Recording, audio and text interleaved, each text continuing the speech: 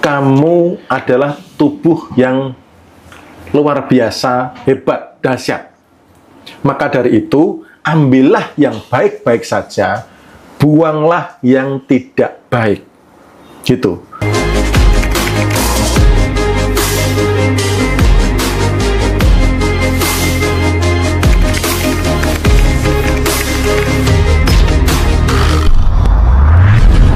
Ketika keputusannya ke sana, niatnya ke sana, maka semesta akan membantu mengkondisikan Anda untuk di sana. Gitu. Jadi jangan sampai terjebak hanya bagaimana caranya, tapi lebih kepada putuskan, gitu. Oh gitu ya Mas ya. Oke, siap. Oke, siap. Oke, saya juga mau baca pertanyaan teman-teman dari TikTok juga ya Mas ya, nggak apa-apa ya. Sambil saya pilih-pilih. Saya pilih-pilih dulu. Ini ada dari Mbak Ni Dewi 11.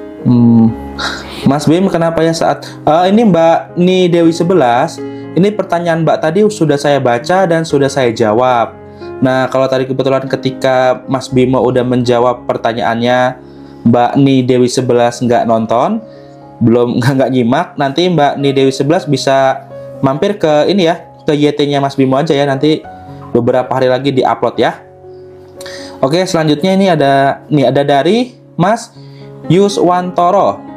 Om, apa bedanya ngarep sama membayangkan atau afirmasi? Membayangkan itu belum tentu ngarep.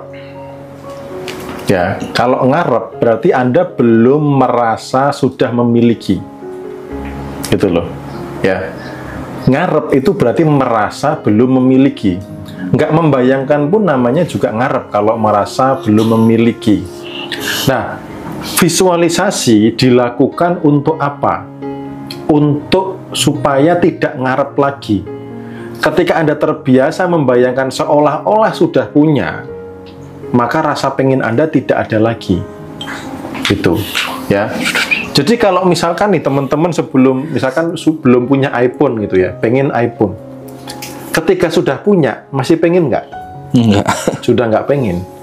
Nah, visualisasi itu supaya Anda visualisasi yang merasa sudah punya. Supaya apa? Supaya Anda nggak ngarep lagi gitu loh. Nggak pengen lagi. Jadi ini perbedaan yang sangat jelas. Ketika Anda visualisasi masih ngarep, berarti salah visualisasinya. Gitu ya. Visualisasi itu merasa sudah terjadi, seolah-olah sudah terjadi, walaupun belum. Gitu ya. Kuncinya di situ. Oke, siap. Jadi fungsinya itu supaya kita nggak berharap afirmasi itu teman-teman. Ya, oke. Kita lanjut ya teman-teman ya. Saya cek dulu nih. Dari Sikan di teman-teman di YT ya, mau tanya Om, apa perbedaan antara luka batin, mental block, dan belief system? Apakah itu sama, hanya penyebutannya aja yang beda? Kalau sama atau beda, jawabannya beda. Beda. Luka batin itu kan sudah paham lah ya. Artinya ya, luka yang masih ada di batin gitu, luka yang masih disimpan. Gitu. Kalau belief system itu kan sistem keyakinan. Gitu, sistem keyakinan di dalam diri. Misalkan uang adalah, saya adalah. Gitu. Belief system itu blueprint kehidupan. Apa yang Anda yakini tentang uang, apa yang Anda yakini bagaimana cara uang datang, gitu. Maka ketika saya sampaikan apa yang Anda yakini cara uang datang, ya itulah cara uang datang. Kalau Anda meyakini cara uang datang dari kerja, maka Anda harus kerja untuk dapatin uang. Gitu. Makanya ketika saya tahu bahwa belief system mempengaruhi realita, saya ubah belief systemnya. Bagaimana di rumah saja, melakukan hal yang saya sukai, banyak waktu dengan keluarga, dan banyak uang.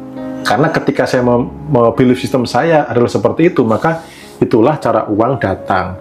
Nah, kalau mental block itu artinya apa? Sebuah pemikiran yang menghambat dari apa yang ingin dicapai. Contoh, pengen kaya tapi punya mental block. Entah itu malas, entah itu takut bahwa kaya itu susah masuk surga lah, dan lain sebagainya lah. Jadi mental block itu adalah sebuah belief system yang berkebalikan dari apa yang diinginkan, yang menghambat atau yang membatasi, itulah mental block. Jadi kalau beda atau sama ya sangat jauh beda. Oh gitu ya. Ini ada juga pertanyaan satu lagi nih Mas dari teman-teman di YT nih. Itu apakah pertanyaan itu sangat menentukan ya Mas? Oke, pertanyaan terkait dengan pertanyaan di dalam diri ya. Iya, benar. Yang video kemarin ya. Jadi pertanyaan ke dalam diri itu sangat menentukan. Ini sepele, tapi dampaknya dahsyat. Contoh ini, mau bisnis, nanti kalau bangkrut gimana ya? Nanti kalau rugi gimana ya? Kan sama-sama bengong, sama-sama lagi rebahan gitu ya. Tapi ketika nanyanya salah, kehidupannya salah. Nah, saya spill isi buku. Salah satunya nanti ada panduan untuk bertanya ke dalam diri. Gitu. Jadi ketika pertanyaannya salah, hidupnya salah. Daripada bertanya gitu, bagaimana ya supaya untung berlipat-lipat? Bagaimana ya supaya jauh lebih besar untungnya? Harus belajar ke siapa ya supaya lebih untung? Maka kehidupan Anda akan diarahkan ke arah sana. Jadi pertanyaan ke dalam diri itu sangat menentukan. Yes, itu dia. Oke, siap. Jadi kalau tanya ke dalam diri yang benar-benar ya teman-teman ya. Jangan nanya yang negatif, tanya yang positif. Oke. Ini mau kita selesaiin atau satu pertanyaan lagi dari penonton YouTube, TikTok? Boleh 3 pertanyaan terkait dengan Loa di TikTok. Oke, 3 pertanyaan terkait tentang Loa buat penonton di TikTok. Silakan tanya, yuk. Ada dari Nona Benu. Nah, Nona Benu ini nanya gini, Mas Bimo, gimana cara kita jauh dari lingkungan orang-orang yang suka mengeluh? Gimana tuh kalau versi Mas Bimo? Diri sendiri tidak mengeluh. Oh, gitu ya. Karena semesta akan menghadirkan orang-orang yang sefrekuensi. Jadi kalau frekuensi Anda mengeluh, jangan kaget, Anda dihadirkan orang-orang yang suka ngeluh. Jadi kalau Anda belum berhenti mengeluh, jangan berharap circle Anda berubah. Karena Anda masih memancarkan keluhan. Gitu. Jadi supaya teman-temannya bukan pengeluh, ya Anda sendiri stop mengeluh. Gitu. Semesta Anda yang mengembalikan apa yang Anda pancarkan. Kalau Anda sudah penuh dengan syukur, nanti lihat circle Anda akan berubah. Gitu. Saya pun juga ngalami kok, teman-teman pengeluh zaman dulu mau ketemu saya pun bisa jadi janjian 1 bulan, 2 bulan, 3 bulan belum tentu ketemu. Mental ya? Iya, tapi dengan teman-teman yang mudah syukur, yang ngomongin bisnis, ketemu itu gampang sekali gitu. Saya nggak nyangka dulu tuh sempat gini, ketika saya tahu ilmunya, saya tuh sempat kayak, masa iya sih aku nanti berpisah sama temanku yang ini karena sudah asik banget, dia yang paling mengerti, kalau aku mengeluh selalu diiyakan gitu loh. Jadi kayak takut kehilangan teman lama yang toksik, yang ngeluh itu. Tetapi saya harus menghadapinya, harus mengalaminya karena saya harus naik gitu loh. Saya sebagai konsekuensinya adalah saya akan ditinggalkan atau dijauhkan oleh orang-orang yang pengeluh tadi. Tetapi nih tidak berhenti di situ. Anda akan digantikan teman-teman yang penuh dengan syukur. Maka awalnya di video TikTok saya pernah membahas juga ciri-ciri Anda mau naik level itu beberapa orang meninggalkan Anda. Yang gitu sudah ya? Tidak sefrekuensi akan menjauhi Anda. Gitu loh. Tetapi nanti ketika Anda terus berproses, Anda akan digantikan, dihadirkan orang-orang yang mensupport Anda, yang mendukung Anda, orang-orang yang penuh syukur dan sebagainya sesuai dengan pancaran Anda. Gitu. Jadi kalau mau dijauhkan dengan orang pengeluh, Anda sendiri dulu stop mengeluh. Gitu. Oh gitu ya. Jadi kalau orang-orang yang mengeluh itu dianggap alam semesta sebagai penghalang akan dijauhkan, dan alam semesta itu akan mendatangkan orang-orang yang tipenya bakal mendukung kita menuju impian kita gitu ya Mas ya, digantiin ya. Sesuai pancaran kita. Sesuai yang kita pancarkan. Oke gitu teman-teman ya. Jadi kalau tiba-tiba teman-teman kehilangan teman ya, gak usah khawatir, akan diganti teman-teman yang lebih baik untuk menuju impian teman-teman. Gitu. Catat teman-teman ya. Cukup jadi sayang. Oke lanjut ya Mas Bimo ya. Ini ada dari Rida Flow. Nah ini pertanyaan cukup unik nih Mas Bimo, jarang ditanyakan. Mas Bimo, apakah makanan dan minuman juga mempengaruhi vibrasi atau loa? Karena sekarang saya lagi banyak makan yang aneh-aneh nih Mas. Monggo Mas. Pengaruh ada, tetapi saya tidak menguasai detail, saya tidak fokus di dalam apa yang saya makan. Gitu. Ya, saya lebih memilih adalah fokus apa yang keluar dari diri saya. Kata-kata, tindakan gitu ya.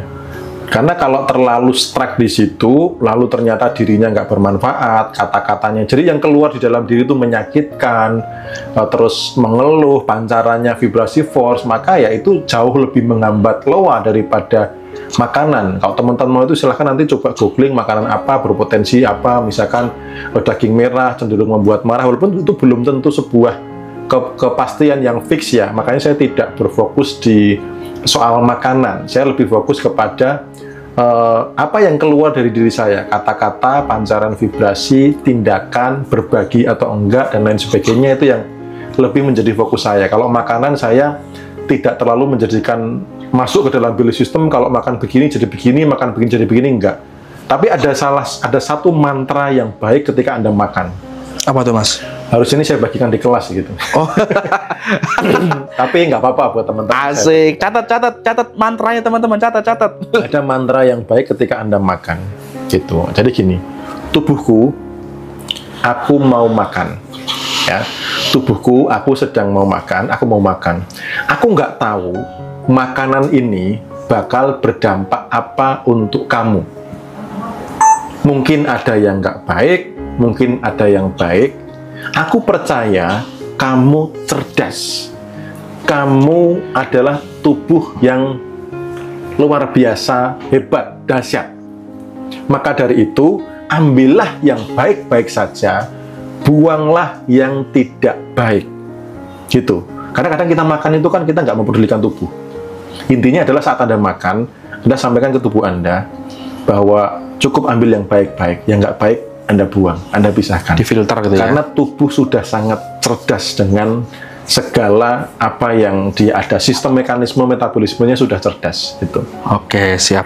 Nah, itu tadi mantra ya teman-teman, semoga dicatat. Tapi kalau belum sempat nyatat, bisa nengok di channel YT-nya Mas Bimo ya. Oke Mas, ini saya pilih satu pertanyaan terakhir. Dan buat teman-teman yang pertanyaan belum dijawab, saran dari saya, datang aja ke meditasinya Mas Bimo di beberapa minggu lagi. Itu bisa tanya langsung, ilmunya langsung masuk ke otak ke otak kita gitu. Jadi ingat ya, buat yang yang belum terjawab, nggak usah kecewa, bisa datang langsung nanti pas meditasi, biar supaya lebih nampol banget, dan bisa juga bertanya di live berikutnya. Dan ini pertanyaan terakhir ini cukup keren nih. Ini nggak nyangka nih, dari seorang Ibu Ati Kernawati. Gini pertanyaan Mas. Caranya Loa kalau mental blocknya kenceng. Mungkin maksudnya caranya supaya Loa bekerja meskipun mental blocknya tuh gede gitu Mas. Nah gimana tuh Mas? Nggak bisa. Nggak bisa. Mental blocknya diberesin dulu. Oh, diberesin dulu. Itu mental blocknya diberesin dulu. Jadi teman-teman belajar dulu bagaimana membereskan mental blocknya. Itu ya, belief system yang menghambat itu dibereskan dulu. Salah satunya adalah dengan mencari fakta kebalikan. Contoh, mau Loa punya mental block orang kaya susah masuk surga. Ya, cek dulu kebenarannya gitu. Atau misalkan orang kaya, atau pernah itu waktu itu saya mendapatkan statement dari salah satu istri yang mengatakan bahwa kalau kaya dia khawatir suaminya akan selingkuh. Saya cek faktanya, apakah semua orang kaya itu selalu selingkuh? Karena orang miskin pun juga banyak yang selingkuh gitu loh. Ya, bedanya cuma tempat aja. Kalau orang miskin itu di balik pohon pisang ya.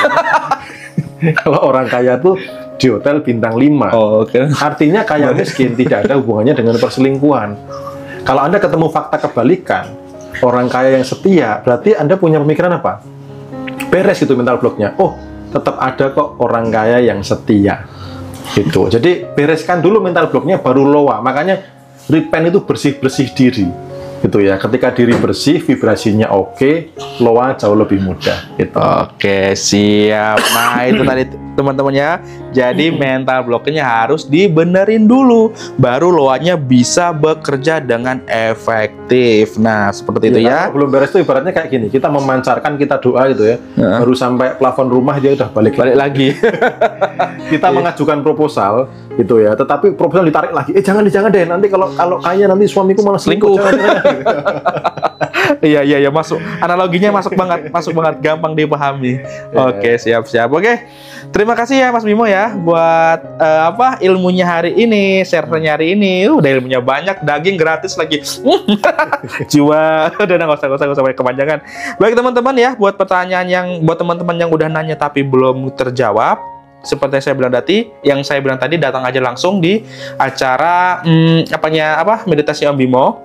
Dan itu tanya-tanya aja kapan acaranya tuh di nomor di atas itu ya. Sini ya. Nih, tanya-tanya sini Layarnya di aja. screenshot dulu. Anda langsung tanya di situ ya. Tapi mungkin dijawabnya besok karena jam 4 tadi adminnya sudah pulang. Besok Oke. jam 8. Tapi kalau mau chat dari sekarang nggak apa-apa. Biar antriannya nanti paling atas itu. Oke, dan nggak usah takut soal biaya karena suka-suka. Yang penting kita bisa sukses bersama, gitu ya Mas Bimo ya. Ya.